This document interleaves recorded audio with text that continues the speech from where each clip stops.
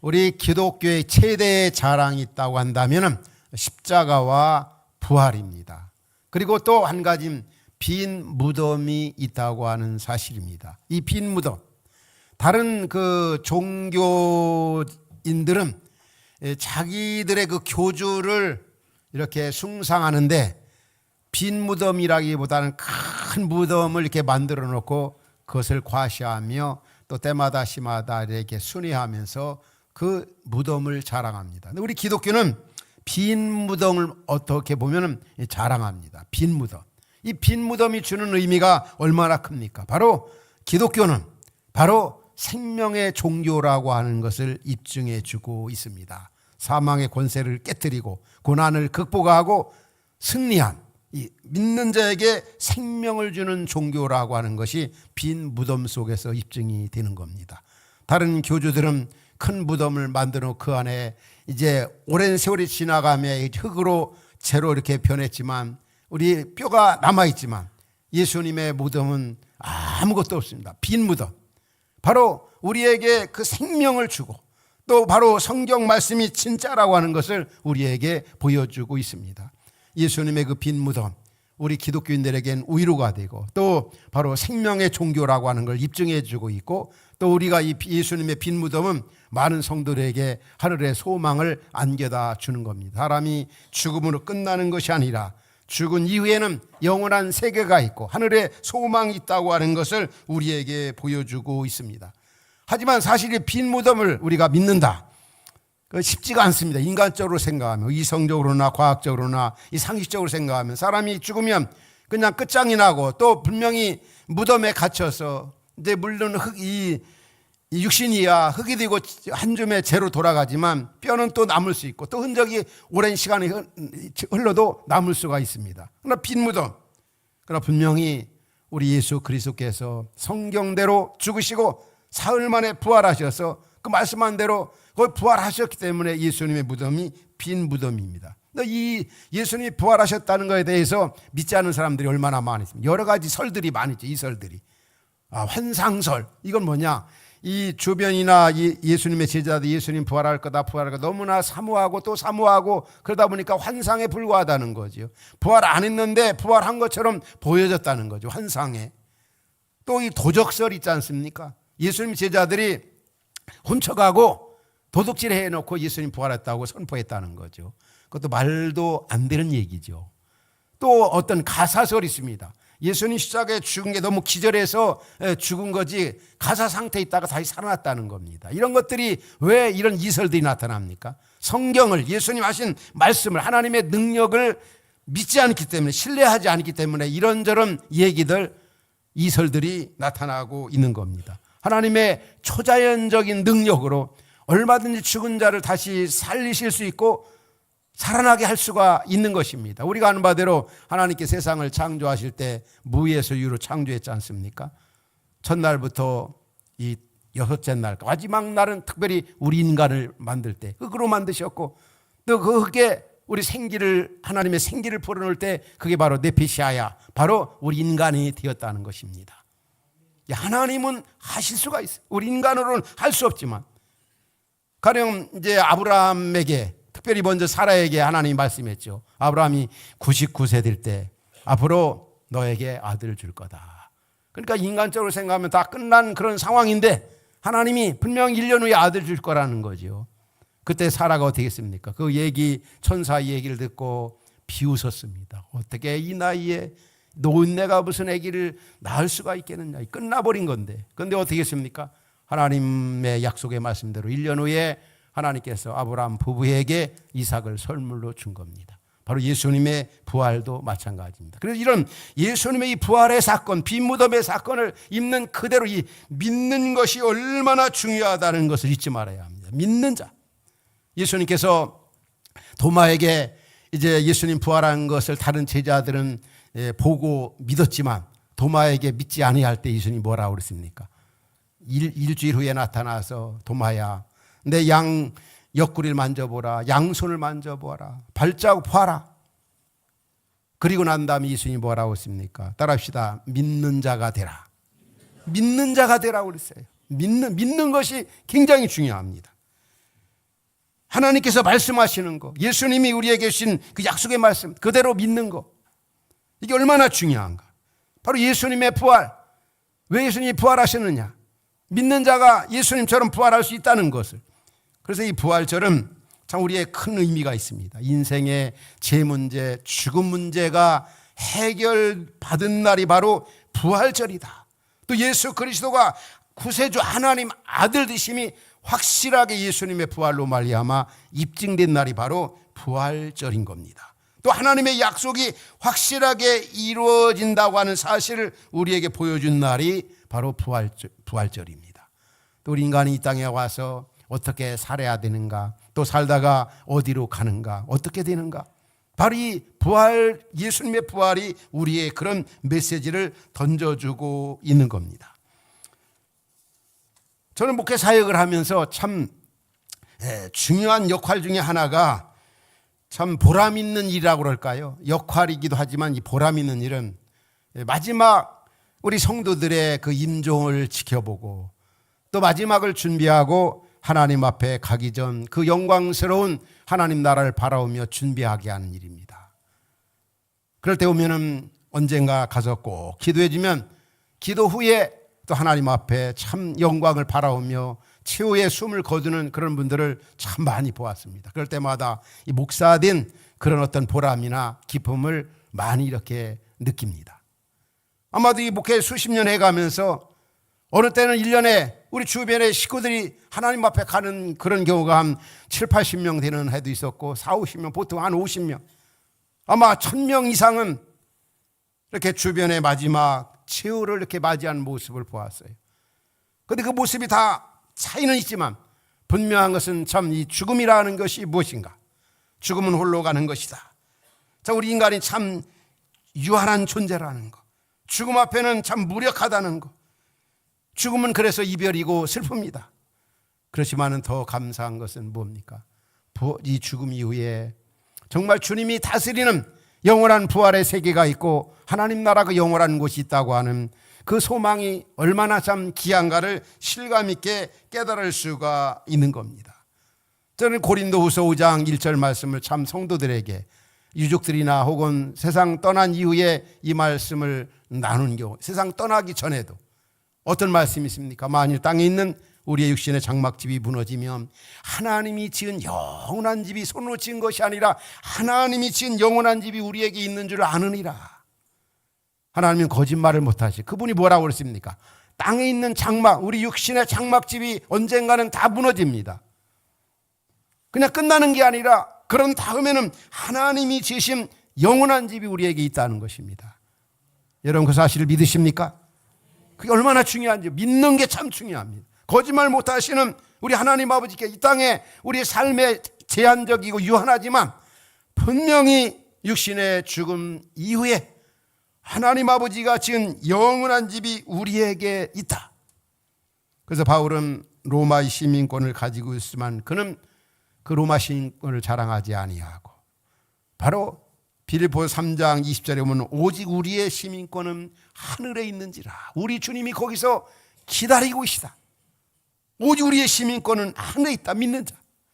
예수 믿는 우리들은 이 땅에서 한국의 시민 동시에 하늘의 그 시민권을 가지고 살아가고 있습니다. 예수 그리스도를 통해서 우리는 그 나라에서 영원히 살게 되고 또 이 땅에서 그분을 모신 가운데 이 땅에서 현재적인 하나님 나라 천국을 경험하며 살아갈 수가 있는 겁니다. 오늘 이 본문 고린도서 15장은 부활장이라고 얘기합니다. 바울이 고린도 교회 성도들에게 부활 신앙을 이렇게 심겨주고 있습니다. 이 예수 그리스도의 부활의 역사성을 설명하고 예수 그리스도의 부활의 확실성, 필연성, 예언성을 설명하고 있습니다. 우리 간단하게 우리 고린도전서 이제 우리 15장 전체를 대략 이렇게 같이 나누고 싶어요. 먼저 3절 4절에 보면 예수 그리스도의 부활은 성경 예언 성취라는 거죠. 우연하게 예수님이 부활한 게 아니다. 어쩌다가 부활한 게 아니라 이미 예수님이 부활할 것을 구약시대부터 어떤 사람은 1000년 전, 어떤 사람은 700년, 어떤 사람은 400년 전에 예수님이 땅에 오시면 분명히 십자가에 고난받고 죽으시고 부활하신다. 이미 말씀하셨다는 거죠. 그리고 고린도서 15장 3절 4절에 뭐라고 그럽니까? 같이 한번 읽겠습니다. 시작. 내가 받은 것을 먼저 너희에게 전하였노니 이는 성경대로 그리스도께서 우리 죄를 위하여 죽으시고 장사 지낸 바 되었다가 성경대로 사흘 만에 다시 살아나. 바울은 고린도 교인들에게 성경대로 성경대로 성경대로 성경대로. 저는 이번 그 예담 새벽기도 기간에 이렇게 말씀을 전하는, 저와 많이 이렇게 교제하고 사랑하는 그 동역자들인데, 다른 건 몰라도 설교를 잘하고 못하고는 여러분들이 알잖아요.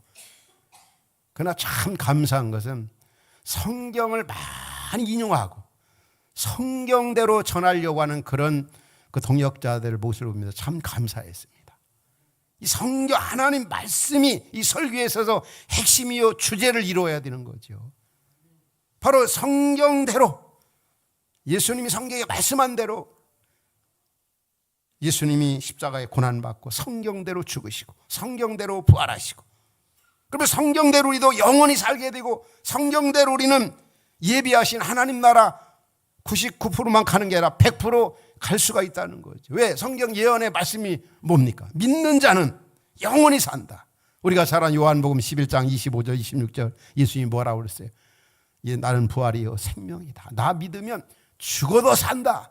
살아서 나 믿는 사람 영원히 죽지 않는다. 그거 무슨 얘기예요? 거짓말이지. 어떻게 사람이 죽으면 살아요? 우리 하나님 아버지는 약속에 있어 변치 아니하시고 거짓말을 못하시고, 천지는 없어도 주의 말씀은 없어지지 아니한다. 믿는 거 바로 성경 예언의 성취다.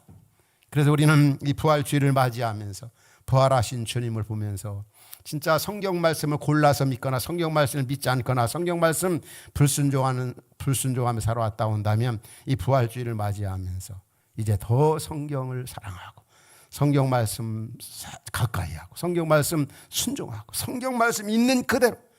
솔직히 우리가 살아보면서 우리가 경험하는 게 뭡니까? 세상에 믿을 건 아무것도 없는 것 같아요.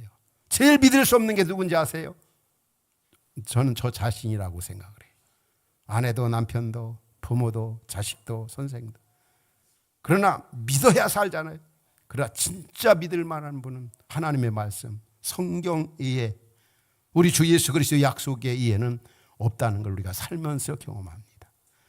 성경 예언성이 있다는 것, 성경 예언이 예수님의 부활로 말미암아 성취가 되었고 진짜라고 사실이라고 진리라는 것이 입증되었다는 거죠. 그 다음에 또 우리가 본 설교 제목처럼 예수 그리스도께서 부활하신 이유가 있습니다. 왜 부활하셨을까? 부활의 첫 열매가 되셨는데 바로 13절 16절에 나타납니다. 만일 죽은 자의 부활이 없으면 그리스도도 다시 살아나지 못하셨으리라. 만일 죽은 자가 다시 살아난 일이 없으면 그리스도도 다시 살아난 일이 없었을 터이요. 왜 예수님이 부활하셨느냐? 예수 믿으면 예수님처럼 부활한다. 영원히 산다. 우리 시골에 살아본 분들 알잖아요.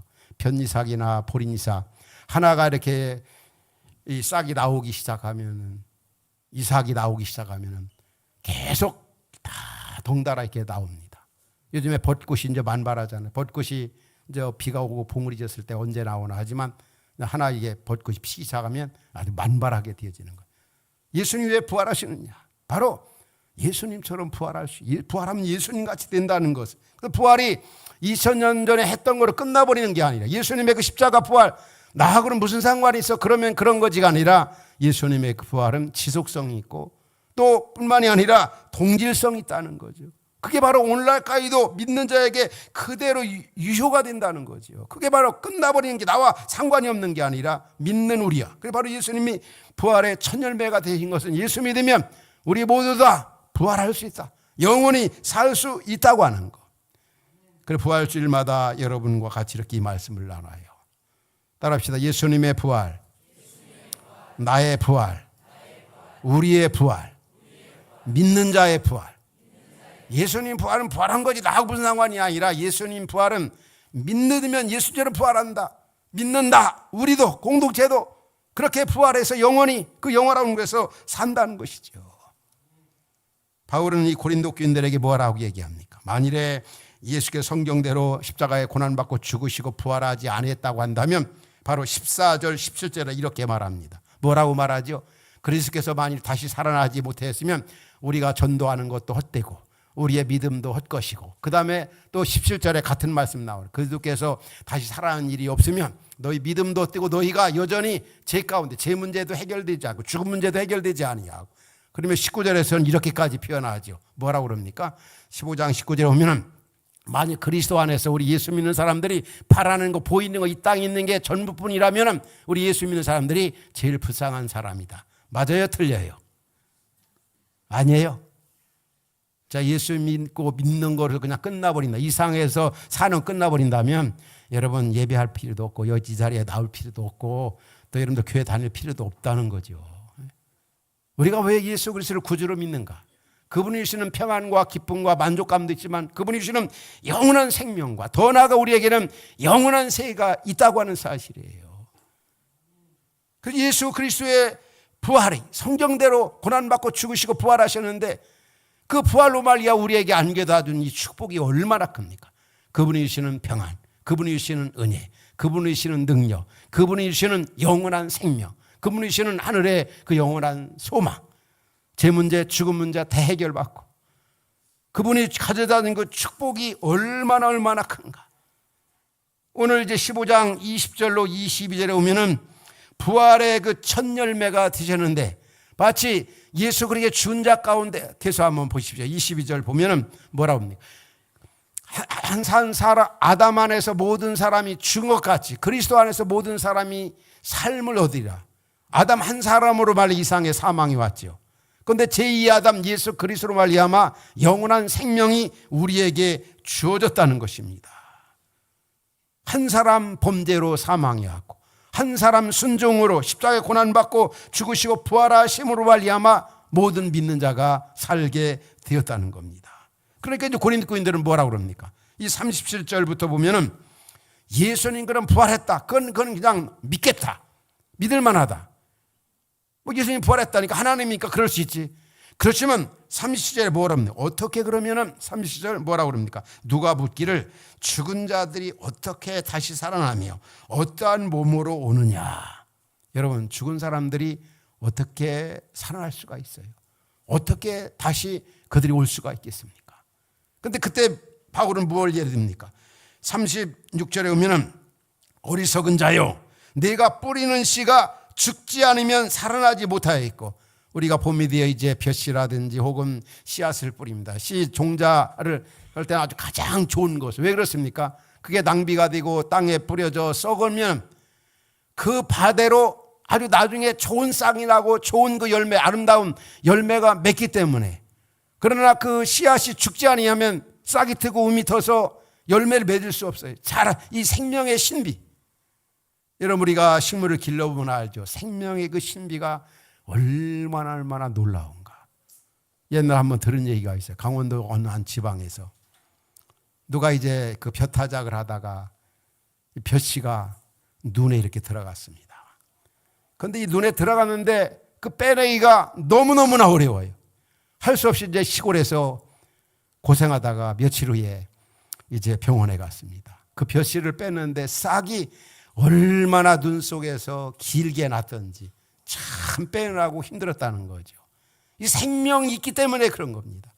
어쩌면 우리 인간 그리스도 예수를 통해서 주어진 이 생명, 또 우리에게 이 땅에 태어날 때 하나님 주신 생명, 어떤 면은 죽지 않죠.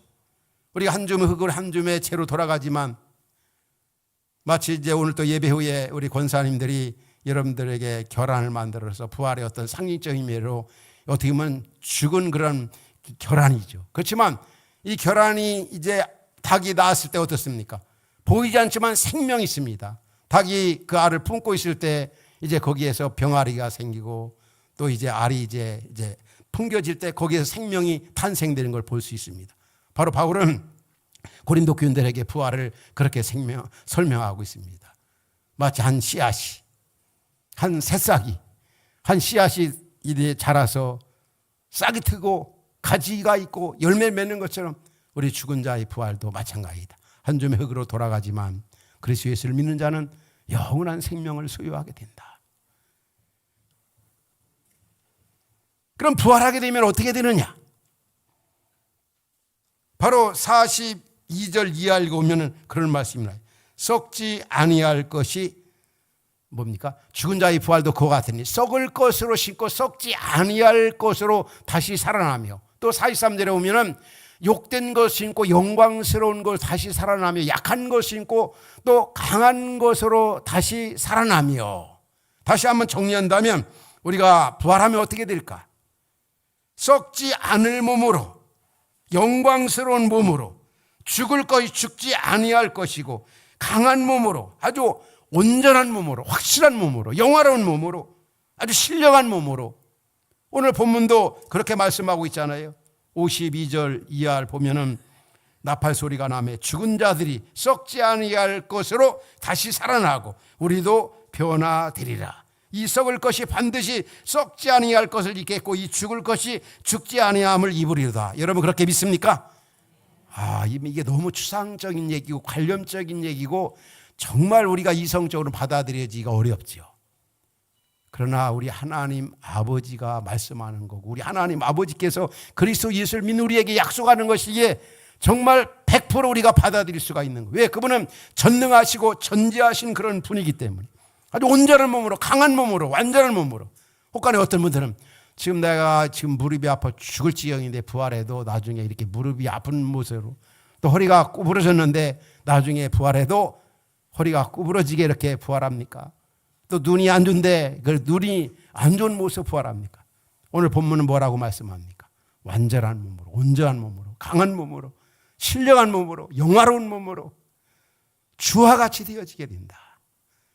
이게 바로 예수 그리스도 부활을 믿는 겁니다. 추상 같은 얘기가 아니고 꿈 같은 얘기가 아니라 하나님의 말씀, 우리를 만드신 그분이, 세상을 창조하신 그분은 무에서 유로 없는 걸 있는 것 같이 하실 수 있는 분이에요. 그분이 거짓말 못하신 그분이 확실하게 말씀하시기에 우리는 확실하게 믿는, 우리도 부활을 믿게 되는 겁니다.